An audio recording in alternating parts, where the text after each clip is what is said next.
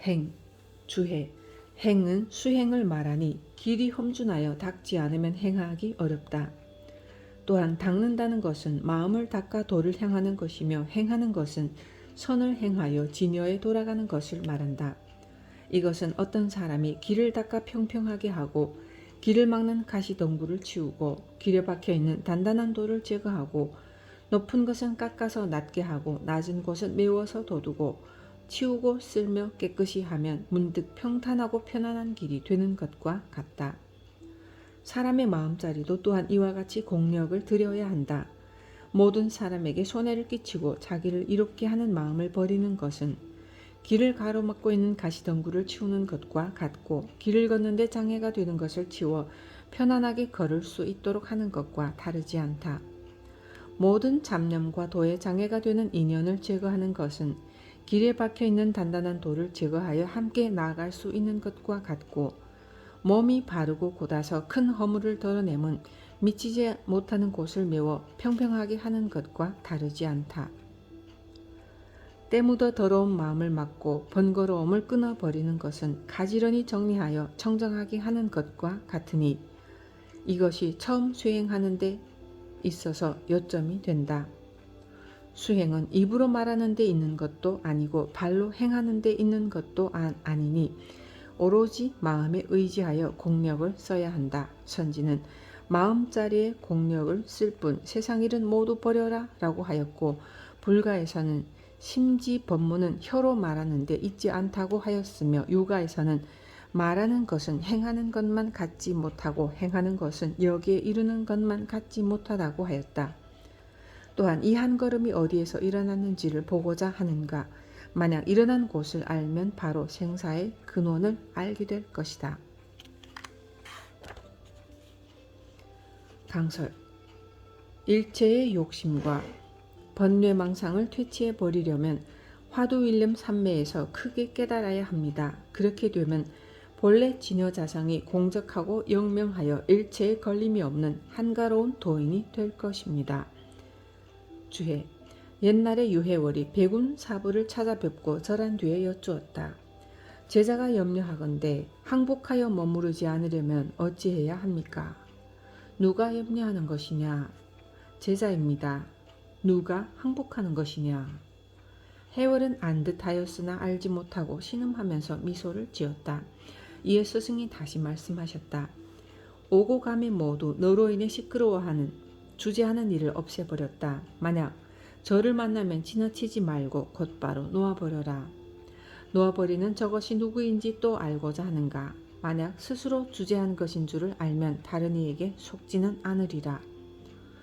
해월이 드디어 깨닫고 감사의 예를 올렸다. 또 석상 스님이 석두 스님에게 물었다. 생각이 일어나 멈추지 않을 때 어떻게 합니까? 석두 스님이 꾸짖으셨다. 누가 생각을 일으키는가? 석상 스님이 여기에서 크게 깨달았다. 강설. 이와 같이 전곡을 찌르면 바로 깨달아야 합니다. 조사는 구부리고 달래는 말을 하지 않고 바로 찔러줍니다. 더 쉽고 빠른 길을 일러주는 것인데 모르기 때문에 더 어렵게 생각되는 것입니다. 주해. 다만 이와 같이 궁구하여 생각에 당처를 여의지 말고 모든 뜻과 생각과 언어와 지각함이 어디로부터 나왔는지를 세밀히 살펴보아야 한다. 옛사람이 말하기를 부처님 가신 곳을 알고자 하는가 다만 이렇게 말하는 이것이다 라고 하였으며 도가에서는 본성의 뿌리를 알려고 하면 언어와 동정을 떠나지 않아야 한다고 하였고 금능보지 화상은 요달하지 못한 사람은 이 한마디를 들어보라. 다만 지금 누가 입을 움직이고 있는가? 라고 하였다. 강설. 일하는 것만 보아도 얼마나 세밀하고 철저하게 공부하는지를 알 수 있습니다. 방 소재를 잘했는지 왜 손바닥으로 닦아보겠습니까? 마음을 어떻게 쓰고 있는지를 보는 것입니다. 우남담성 스님에게 학인이 물었습니다. 스님, 100년 뒤에 스님은 어디에 계십니까? 우남 스님이 양구한 후에 다만 이것이니라 하였습니다. 그때 옆에서 동산양계 스님이 스님 뭘 알고 지저시라고 했는지 몰라? 라고 합니다. 그러자 우남 스님이 만약 알지 못했다면 그렇게 일렀겠는가? 그런데 만약 알았다면 그와 같이 이루지 않았을 것이다 하였습니다. 이것이 어떤 도리입니까? 여러분이 직접 공부하여 알아야 한다고 한 이유가 바로 이것입니다. 후송. 이와 같이 입을 열어 말하지만 향상에 다시 묘처가 있어 닦지 않고 행하지 않으면 스스로 도달하지 못한다. 만일 고향에 도착하게 되면 다시는 길을 묻지 않을 것이다. 자, 말해보아라. 고향은 멀고도 가까우니 미혹한즉 천산만수가 가로막혀 있고 깨달은즉 머리를 돌이키는 그 자리가 바로 자기 집이다. 알았는가? 처음 행을 일으킨 곳에서 가르침의 진리를 알지니 만약 다시 발을 헛디딘다면 몸을 잃게 되리라. 고향 땅을 밟아 평온해지면 소요자재한 사람이 될 것이다.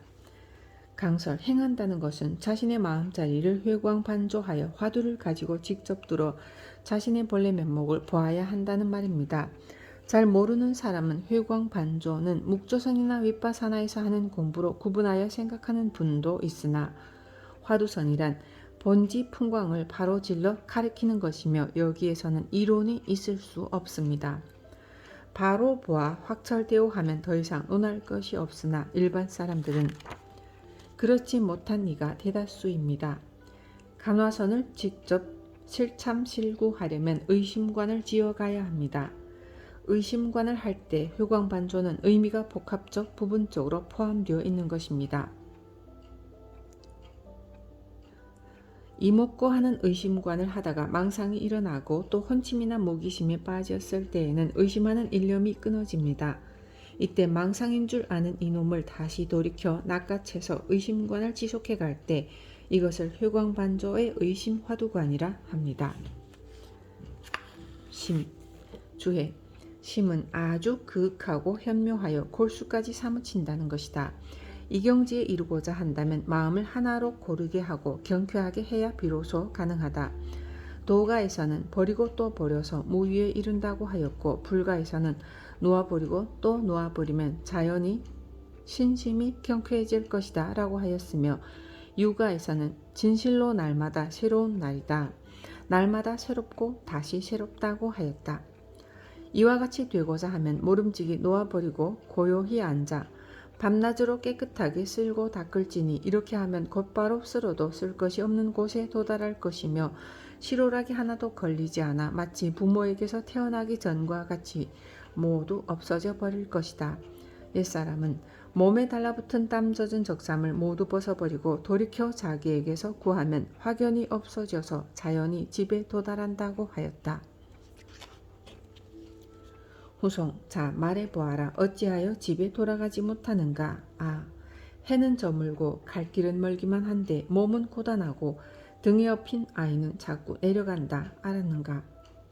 대도의 고향은 본래 숨겨져 있지 않은데 세상 사람들은 무거운 것을 쥐고 스스로 찾기 어렵다 하네. 그대로 잘 놓아버리면 혼연히 물건이 없어서 문득 영산회상의 부처님과 조사스님들의 마음을 보게 되리라. 강설. 누구든지 무상히 신속한 줄 알아 발심하여 자기 머리에 붙은 불을 끄는 것과 같이 급한 마음을 내어 부모에게서 태어나기 전 본래 면목을 돌이켜보아 깨달으면 자기 고향에 도달한 사람이라 할 수 있습니다. 반야. 주해. 반야란 인도 말이며 중국에서는 지혜라 번역한다. 사람이라면 모름지기 지혜가 있어야 한다. 지혜가 없으면 참으로 어리석은 사람으로 헛되이 일생을 보내다가 죽음의 문에 이르러 꼼짝없이 항복하게 될 것이다. 지혜가 없는 사람이 총명함을 지혜라 하는 것은 매우 잘못된 것이다. 총명한 사람은 정밀하고 세밀한 것을 업신여겨 심신을 이용하여 말을 할 때는 마치 날아다니는 용과 같고 뛰어난 세매와 같지만 실제 행동으로 옮기는 데에는 다리 부러진 금괴와 같고 병든 거북이와 같으며 명리를 도모하고 탐하여 거친 것을 세밀하다고 하고 세상의 재물 보기를 골수와 같이 여겨 성명 버리기를 똥 버리듯 흙 버리듯 한다. 단지 내일 모레 올해 내년만 알 뿐 늙어 죽음에 이르려 하고 임종에 가까운 줄은 알지 못하니 안타까운 일이다. 헛되이 세월을 보내고 부질없이 일생을 수고롭게 하는 등등 이렇게 행동하는데 생사윤회를 어떻게 벗어나겠는가. 강설. 지혜가 없는 사람은 일생을 알차게 살았다고 할 수 없습니다. 일생 동안 바쁘게 생존 경쟁 속에서 다투며 살아온 것들을 점검해 보면 결국 윤회의 씨앗들만 장만했을 뿐 반야 지혜의 눈을 떠 견성성불할 수 있는 공부는 하지 않았습니다. 생과 사의 갈림길에서 두려움 없이 마음대로 자유자재하셨던 분이 우리나라에도 많이 계셨습니다. 원효 스님도 6군데 사찰에서 돌아가셨는데 가보니 흔적이 없었다고 합니다. 이 한 몸 벗고 안 벗고 하는 것을 옷 갈아입듯이 하신 것입니다. 주해. 지혜 있는 사람은 밖에서 보면 어리석은 듯 하나 안으로는 묵묵하고 침착하여 생사가 있음을 안다. 얻을 바도 잃을 바도 없음을 깨달아 항상 태어날 때는 어디에서 왔으며 죽을 때는 어디로 가는지를 스스로 세밀히 관찰한다. 이한 생각을 일으켜 선지식을 가까이 할 뿐 아니라 지인을 찾아뵙고 질문하며 세간에서 벗어나는 법을 구해 생사의 길을 피한다. 세상의 모든 허물과 악을 송곳과 칼날 피하듯이 하고 성명 돌아보기를 자기 보배를 돌아보듯이 한다. 움직일 때는 다른 사람을 편안하게 하고 중생을 이롭게 하며 또한 어떤 경우에도 속지 않는다.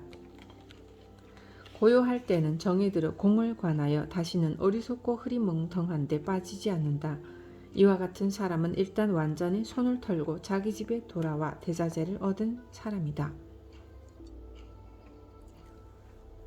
강설. 자기 몸, 자기 인생에 대해서 면밀히 살펴보십시오. 이 몸뚱이는 지수화풍사대로 이루어져 있고 이 몸에는 84,000 모공이 있고 360 골절이 있고 오장육부 등이 있습니다.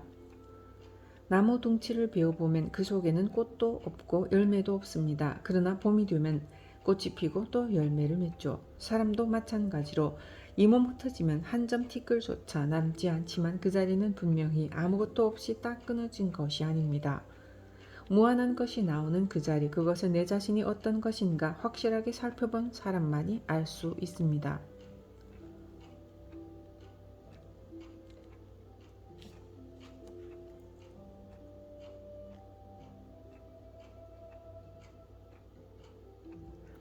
부설거사의 아들과 딸 두 남매는 월명암에서 살았는데 딸 월명이 머슴과 연애를 했습니다.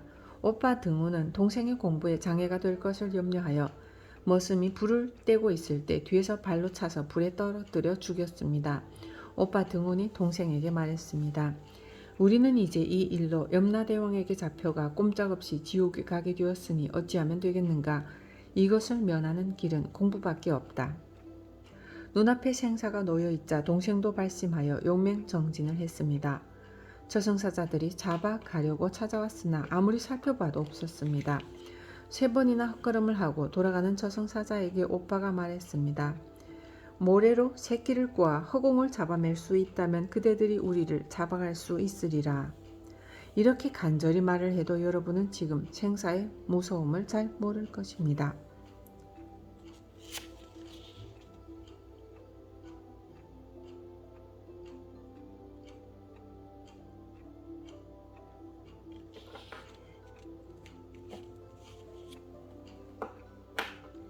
주해. 선사는 어느 날 고향에 돌아온 사람은 바람에 흔들리는 쑥대와 같은 사람이 되지 않는다고 하였고 불가에서는 손을 툭툭 털고 자기 집에 돌아왔건만 다른 사람들이 몰라본다. 새롭게 존당에 드릴 물건이 하나도 없네 라고 하였다. 야보도천 스님은 외로이 표류하던 배가 부둣가에 도착하고 멀리 갔던 객이 고향에 돌아왔다고 하였다. 강설. 선사의 말은 육조 스님 당시에 깃발이 움직이는가 바람이 움직이는가 시비한 것을 비유로 들어 한 말입니다. 이 부분에는 만고의 밝은 달은 창 앞에 걸렸네 라는 구절을 넣어야 합니다. 이미 고향에 돌아온 사람은 복례산 신선과 같은 것은 헌신짝같이 봅니다. 다시 말해서 천상천하에 홀로 높은 분이 되었는데 공양물을 올릴 곳이 어디 있겠습니까? 후송. 자, 말해보아라. 어떤 것이 고향인가? 돌. 멀기로 말하면 10만 8천 리이고 가깝기로 말하면 지금 이 자리를 조금도 떠나지 않았다. 알겠는가? 지혜와 총명은 모두 이 마음이니 지혜 있는 사람은 안으로 닦아 가장 가까운 데서 찾으라. 만약 지혜가 있는 사람이라면 삼계를 뛰어날 것이며 지혜가 없는 어리석은 사람이라면 생사에 다다를 것이다.